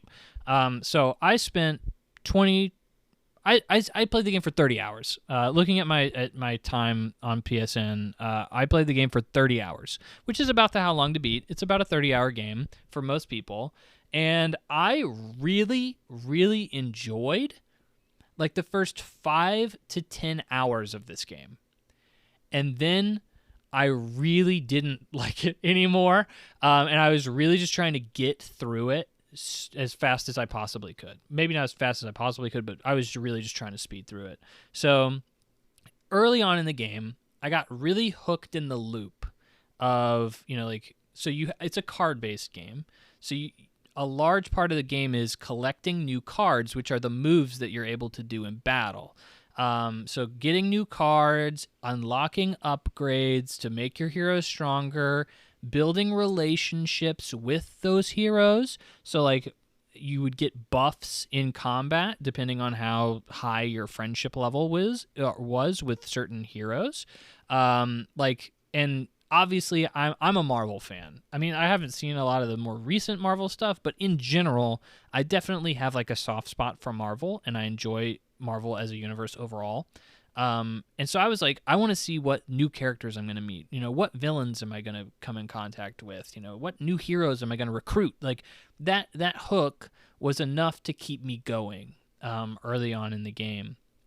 And like I even went as far as like doing extra side content, like just so I could get more cards and get more upgrades for my characters and get it so I could do more research and stuff like that. Like I was all about it. I was really digging it. And then like the honeymoon period ended, and I was like, okay, I've kind of got what I need out of this, and I'm good. So like specifically the tactics, I pretty much, and I've actually heard people say differentiating things, like in reviews and stuff, is like some people really, really love the combat of this game. And while I get that, I felt like there was not a huge ceiling. Like there wasn't a very high ceiling to this game. It was a pretty low ceiling in terms of like figuring out tactics, and like I got very comfortable with the move sets that I had with each character pretty quick. Cards that I was unlocking was not necessarily, they weren't that interesting. They didn't change my tactics. Like I recently started playing Magic the Gathering with some friends, and like that's really complicated, in-depth strategy, and I totally get why people would love that, and I do too. Like seeing how these crazy things combine and how you can strategically level cards and play styles to accomplish some really cool stuff, and like that's where your big dopamine rush is. And this level of tactics that was in this game was like, well, Captain America is a tank, and therefore he can do more. He can give people shields, and he can take more damage. And it's like, okay, I don't know how deep of a tactic that is. Like I get how that's valuable, like in a mission, but I don't necessarily see how like incorporating a card battle system and this random chance to really make that like very rewarding. Like I like it's just, it was an extra layer of complication that I really don't think the game fully took advantage of. I would also find like sometimes the card battle system would ultimately like, and I get like what it's trying to do. What they're trying to do with this random system is basically like in XCOM, your quote unquote randomness factor is like, well, you have a 95% chance to hit this enemy, and like you take the shot and either you hit him or you don't. And of course, like with a 95% chance, it's more like a 50-50 chance in those games. But like that's like your random chance. In this game, there are some, but there's very few like random chance percentages in terms of killing somebody or hurting somebody. Like if you draw a card, like you are going to do a move and you will 100% certainty do that move. Like there is no random chance. The random chance is you drew that card. So like sometimes I would go through missions and like I'd be like, this mission should be really easy, but I'm just drawing garbage. Like, I am not drawing the cards I need to draw. Or maybe I would go into a mission and I'd be like, I can't wait to play as Spider-Man. Like, I love Spider-Man. And then I would never draw a Spider-Man card. And that happened many times. It's like, I would draw only cards for one hero. You go into every mission with 3 heroes, a squad of 3. And I would never draw a hero card for anyone other than one hero. And sometimes it'd be a hero I was totally cool with that with, and sometimes it'd be a hero that I freaking hated, and I was just doing it because he either had to be in that mission, or like I wanted to increase his XP in some way, or like complete like a side objective by him being there. And so like I really, like, at times I was like, I get why this is somewhat rewarding and fun, but like it also can backfire, and I don't necessarily want that in this kind of a game. It's just, it can be a turnoff. So the battle system itself already kind of started grating on me a little bit, and then I ended up figuring out basically there's no synergy between heroes, which like that was something I was thinking was obvious. Like, of course, like I'm going to pick my party based on, you know, who is going to be the best fit for, like, oh, well, you know, Doctor Strange can buff people, and therefore, you know, like I want to have him with this hero because their abilities would be so much better if they were buffed, you know, like, or something like that. You know, like it's, you know, I thought that there was going to be way more synergy with these heroes, and there's not at all. Like, each hero pretty much acts like on their own. There's no like, oh, well, Blade used this move, and therefore everyone else in the party gets X buff. Like, you really don't get that, or like this hero and that hero work together, and therefore something really cool happens. Like, you never really get that synergy, which again, like with a card battle system, I just thought that would be obvious, but it's not in there at all. So like I didn't really, once I kind of got the feel for what each hero did, I was just like, well, I'm just going to use the heroes that I like, and that's pretty much it. And the game tries really hard to give you incentives to not do that. It's like some missions it'll straight up be like, you can't use anybody else with these heroes, or you have to use this particular hero this mission, or like in order to do this research, like you have to use X number of moves with this character in a mission, or something like that. You know, your typical stuff. But like I was like, I would just do that. I would check it off the list and I would move on. You know, like, because I was like, I don't like that hero. Like, I don't want to use him anymore. You know, so I would move on pretty quick from that. And then, you know, the moves that I was unlocking would only be like slight improvements. And so I very quickly kind of built a deck for each hero that I was like, yeah, this is exactly what I want it to be. And, you know, I would upgrade those abilities. You can upgrade every card once. And I would upgrade them, and I would be like, okay, like these heroes are now OP, or these heroes are now basically doing exactly what they want them to do in battle. There is no incentive for me to try and get more cards. Even though like I was trying to get more cards throughout the game, like, because I was like, oh, well, maybe I'll get a really cool card. But like, even when I started getting higher level rarity cards towards the end of the game, like I still never felt like I got a card that like really changed the game for me, you know, like, or made it that much, a hero that much more powerful. You know, it was just like, okay, like, yeah, that's better. I guess I'll swap it out. Like, you know, and that's not the feeling you should be having when building a deck for this. So that was the gameplay, like early on in the game. What about the story? You like characters from Marvel, don't you, Henry? Like, yes, I do. Unfortunately, this game's story moves at an absolute snail pace. And the main villain in the game is Lilith. And Lilith, there's not ever even a boss fight with Lilith in the game. Like you even, like, the final boss is not Lilith, and nor do you ever fight her at any other point in the game. It is weird, but, you know, it is what it is. You know, like, it's still, she makes for a decent story in the grand scheme of things, but, you know, plot points throughout the story seemed kind of forced. At least a lot of missions did, which is another big thing I had a problem with, was like, and this is something you'll probably see in a lot of reviews too, is like there's only like a handful of mission types in the game. And even the main missions reuse those types. So like, and okay, I'm just going to go ahead and skip right to it. This is my biggest problem in the game. It's padded to frick. It is so padded, and it is so, like, they make you do so much stuff that like you really just, like it's a 30-hour game, and it really could be 15 to 20 easy if they cut out a lot of garbage from it. And a lot of that garbage is, this is like a cardinal sin in video games. Like, you should never do this, is force a player to do side content. That is so horrendous. Whenever you do that, you're like, oh, well, you have to complete 4 side quests before you're able to do the next main quest. Like, you should never do that. Like, that's so horrible. Like, you should use guided incentives to prevent a player from going to a certain place or doing a certain thing. So, like, in a JRPG, that's, like, probably the best example, is you should probably be like, oh, well, the recommended level for this mission is 10 and you're a level 8. Like, maybe you should go and do some side content and level up a couple times, and then you'll be ready for this battle. And, you can let a player go in and try it and probably get their butt beat because they're under-leveled, but you gave the player that freedom, which is very nice, and, like, you're not forcing it on them. But, I mean, in a literal term, like, you kind of are, because you're designing the game to which the player cannot proceed unless they're a higher level, or it's going to be very, very difficult for them to.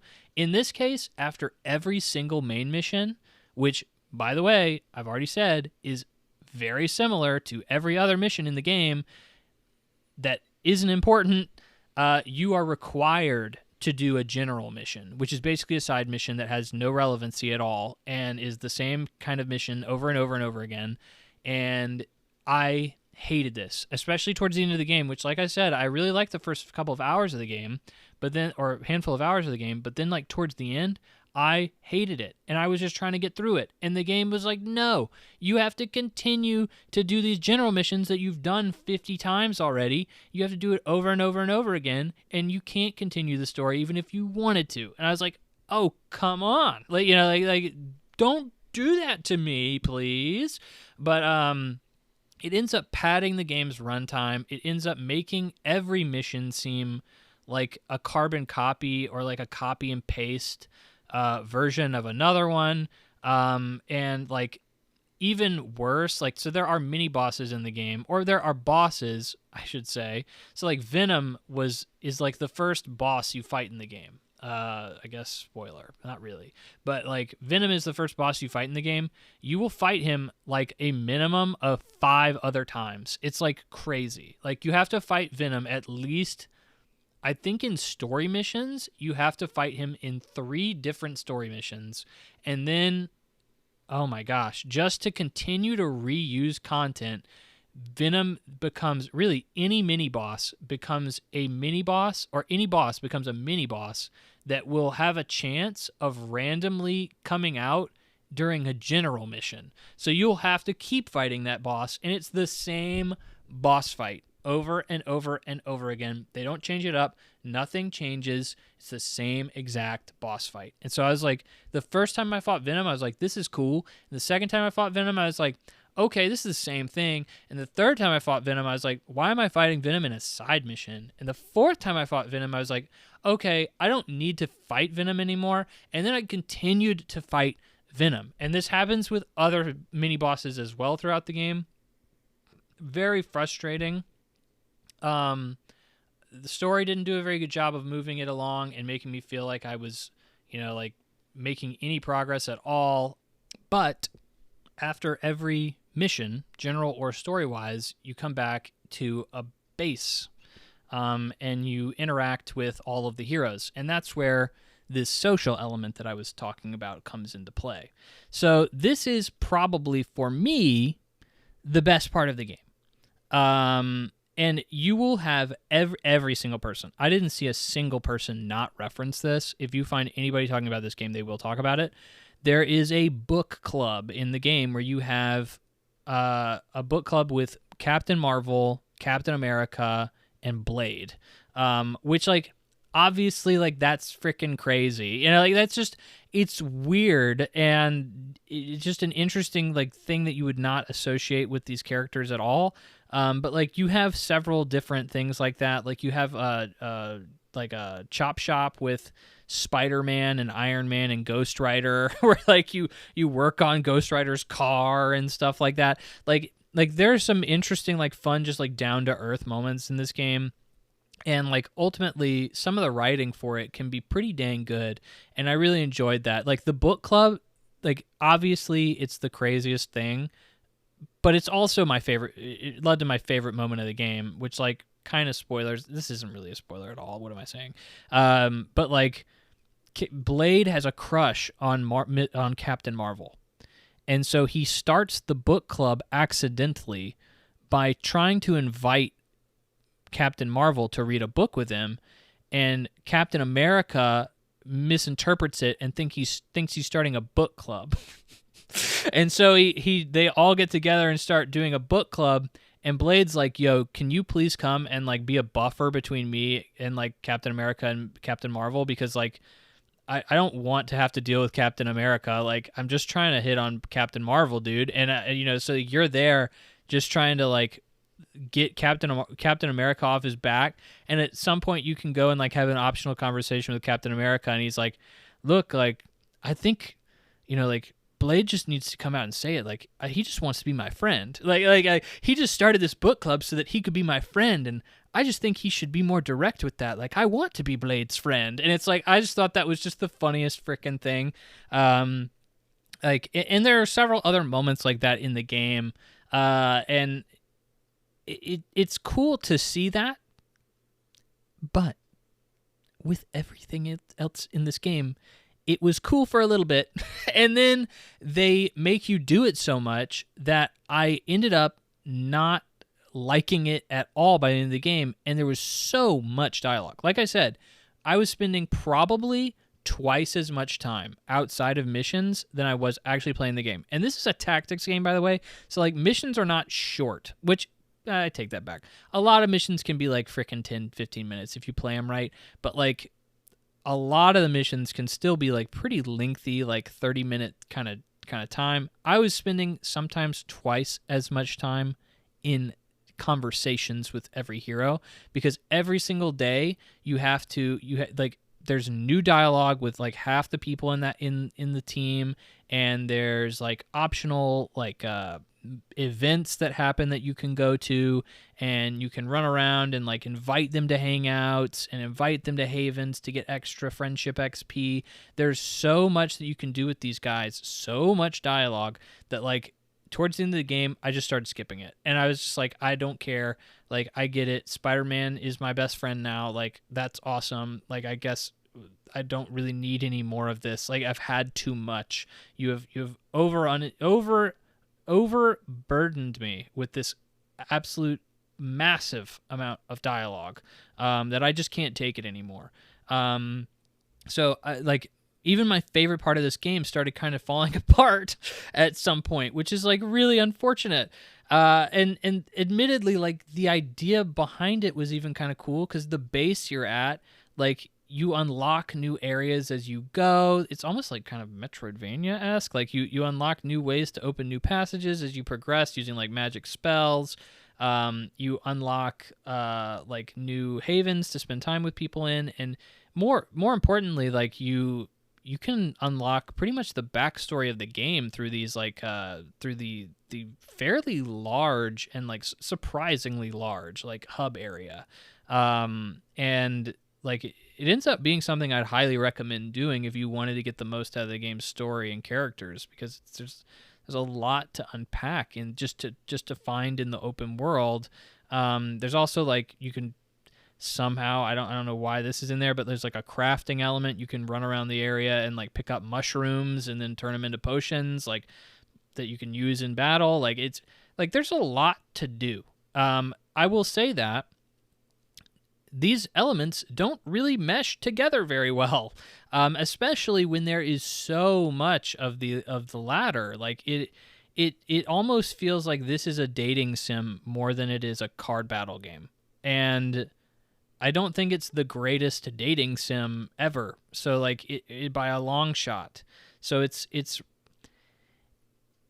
just seems like there were a lot of interesting ideas in this game, and none of them ever really came together very well, which is highly unfortunate. If there was more focused, like on the gameplay, I think that this really could have been a better tactic card battle game, but they just kind of fell short and put way more emphasis on the heroes themselves. Overall, I really wanted to love this game, and I just could not force myself to. I really, really tried, but the game comes out with some strong potential. Like, I saw this as like, well, maybe, next game, which I've already opened the conversation with. This game it flopped and will likely never have a sequel. I mean, it will not have a sequel. But it flopped pretty hard, and it's never going to be built upon, and I think it could have been something great. And it's funny too, because the game actually ends on a pretty big cliffhanger too.